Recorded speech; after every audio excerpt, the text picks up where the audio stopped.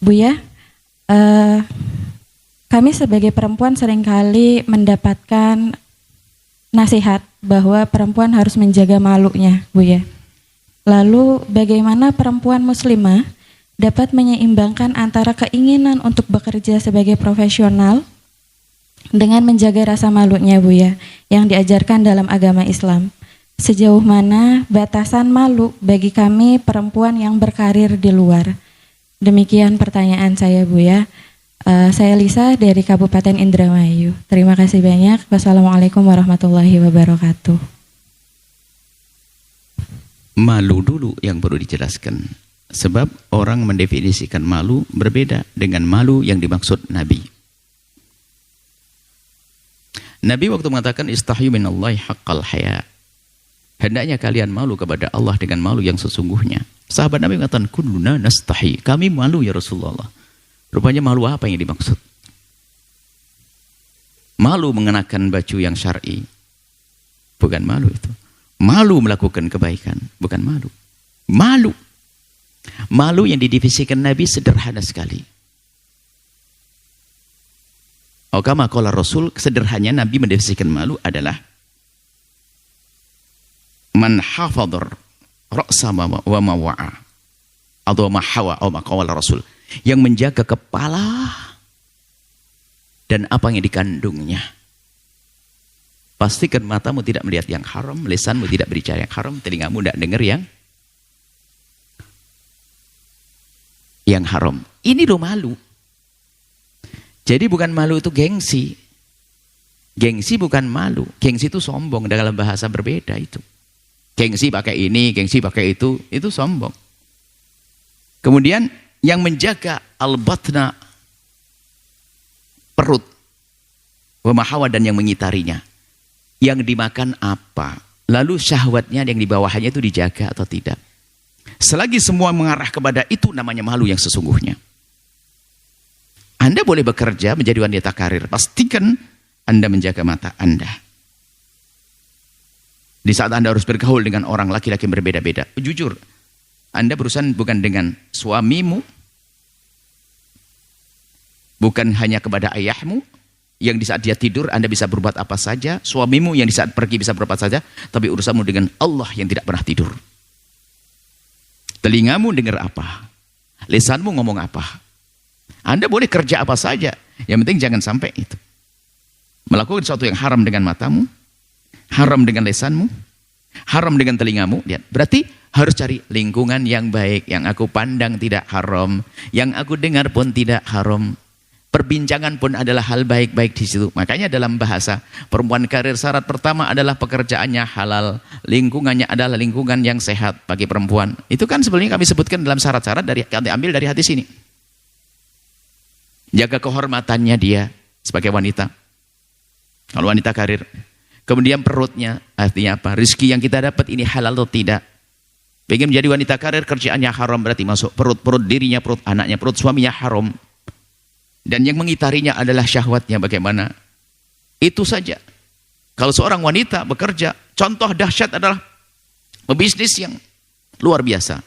Pebisnis yang paling hebat saat itu, dan menjadi wanita teladan di hari itu sampai hari ini. Dan dia adalah wanita terbaik di dunia dan di akhirat. Sayyidah Khadijatul Kubra. Selagi berurusan dengan laki-laki bisa diwakilkan oleh yang lainnya, pegawai laki-laki, cukup, ngapain saya harus aku? Cukup maisarah. Datang, cukup ini, cukup dengan Rasulullah, tidak perlu. Jadi boleh Anda melakukan pekerjaan-pekerjaan untuk bisa sukses di panggung kehidupan ini, tapi sukses akhirat. Boleh Anda menjadi apa saja, bisnis besar, wanita bisnis besar.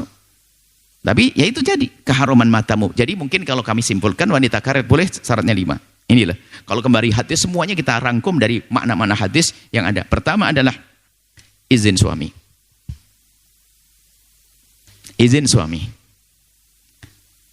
Yang kedua adalah pekerjaannya halal. Yang ketiga adalah tempatnya terhormat bagi dia. Yang keempat, tidak meninggalkan kewajiban yang lebih penting lagi. Yang kelima, saya sembunyikan terakhir. Yang pertama adalah izin suami, izin yang benar. Kalau izinnya serem nggak sah. Contoh, Bang, tiap hari utang nggak beres, listrik nggak beres, ini nggak beres, ini. Boleh nggak saya kerja, Bang? Loh, Kak. Ngomongnya pakai ancaman begitu. Sehingga suaminya mau, iya dek, nggak enak mau ngelarang.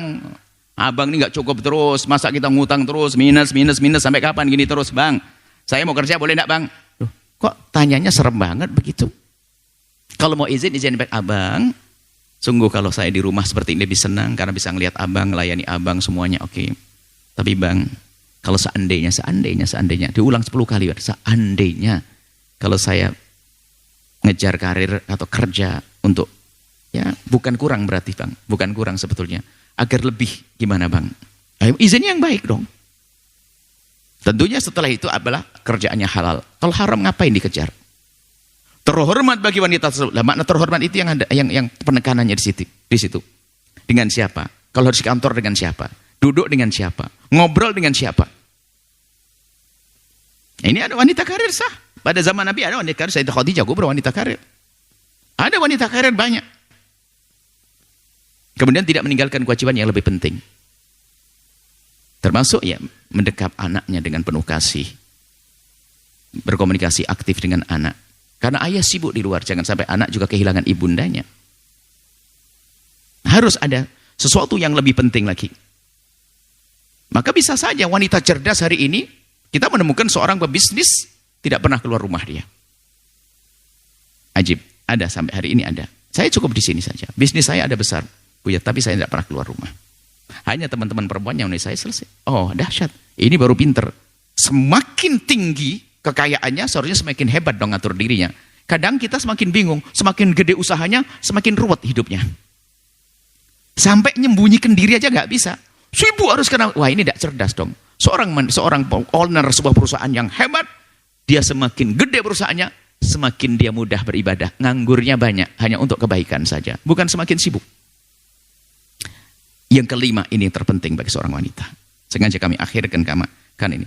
Yang kelima adalah tidak menjadikan wanita itu sombong. Sombong. Sebab kalau sudah wanita berubah jadi sombong, berantakan, rumah tangga hancur. Tidak bisa santun dengan suami, merendahkan dan sebagainya. Lihat. Kemudian ujung-ujungnya adalah mudah minta cerai. Mohon maaf, Anda bisa lihat bahasanya begitu gampangnya wanita karir yang sukses untuk minta cerai. Dan banyak janda-janda kaya hari ini. Karena permasalahan dalam dirinya semacam ini. Padahal kalau dia semakin tawadhu, semakin indah. Mohon maaf abang. Suami ya, kalau ada suami ongkang-ongkang, dia nggak benar bejat dia.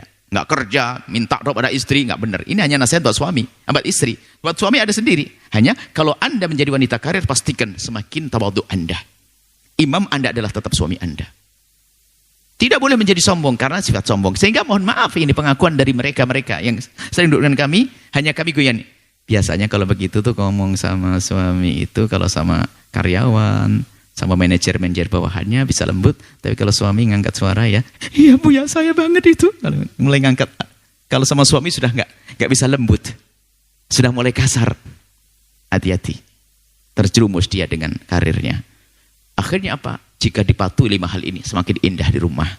Suami mungkin ekonominya lemah, bisnis gagal terus, tapi karena dia insaf juga, bisa bersyukur, terima kasih pada suami. Sang istri pun di saat memberikan pun juga dengan kelapangan, dengan penuh ketawaduan. Indah, tidak main merendahkan setelah itu. Mohon maaf, khususnya Anda, wanita-wanita yang diberi Allah karir sebelum menikah, berjanjilah nanti di saat menikah, Anda harus tetap, imam Anda adalah suami Anda.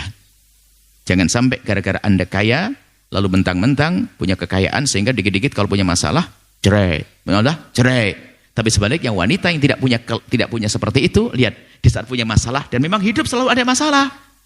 Masalah pagi hari, suami pergi, pulang sore sudah mesra lagi. Karena sang istri tidak menuntut, tidak merasa dia bisa dengan kekayaannya. Saya, aduh suamiku kok bentak tiba-tiba saya, tiba bentak pagi-pagi. Allah, ya Allah. Tak tanya suaminya berpikir juga sampai kantor, assalamualaikum yang, mohon maaf tadi saya ngangkat suara. Selesai. Coba kalau tadi seorang istri punya kekayaan, sudahlah abang bentak-bentak pagi-pagi, belum apa sudah cerai saja sekarang. Berantakan. Di sisi lain, hai para suami, jadilah suami yang sejati. Ngayomi, beri nafkah selagi masih bisa. Kalaupun ternyata tidak bisa karena punya nasib suka bangkrut, harus punya akhlak yang mulia, lembut, ya berjuang untuk pasangan. Indah ya, jangan sudah tidak beri nafkah, kasar, kurang ajar, tidak tahu. Binatang aja nggak seperti itu. Manusia kok kayak gitu. Ini ada, tidak perlu dihargai orang-orang seperti itu. Laki-laki hebat menghargai istrinya, istri hebat menghargai suaminya. Hidup indah dengan itu semuanya. Boleh Anda mengejar atau mencari atau berkarir untuk sukses, keahlian Anda, mungkin seorang dokter Anda, seorang insinyur Anda, seorang apa saja boleh. Tapi dengan catatan-catatan tadi. Sebetulnya catatan itu tidak lain adalah rambu-rambu Anda agar Anda bisa sampai sukses pada kemuliaan sejati. Enggak kepleset. Wallahu a'lam bishawab.